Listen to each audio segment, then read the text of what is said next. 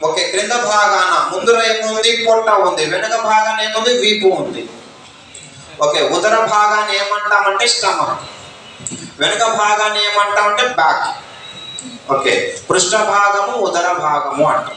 ముందు భాగము పృష్ఠ భాగము, వెనుక భాగాన్ని పృష్ఠ భాగం, ముందు భాగాన్ని ఉదర భాగము అంటాం. అంటే ఉదరము అంటే స్టమక్.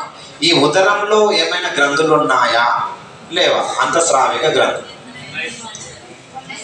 ఉన్నాయా? ఉంటే ఏముంది చెప్పండి.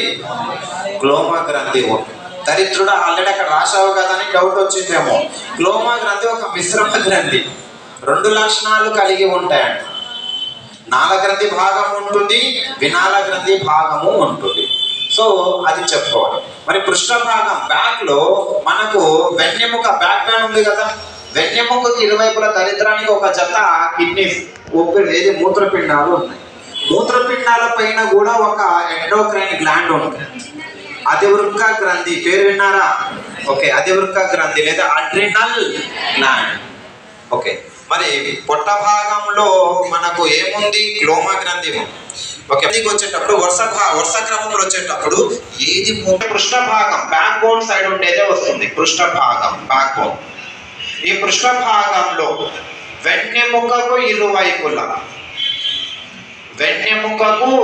ఇరువైపుల తెలంగాణలో జరిగిన ఎగ్జామ్ ఇదే బిట్ అడిగాడు నాన్న. వరుస క్రమాన్ని గుర్తించండి అన్నాడు అంతఃస్రావిక గ్రంథులు. డిఎస్సికి అడిగాడు. ఓకేనా? నిన్న జరిగిన టెట్ పేపర్ చూస్తే పేపర్ 2 ఇంకా దారుణంగా అడిగాడు.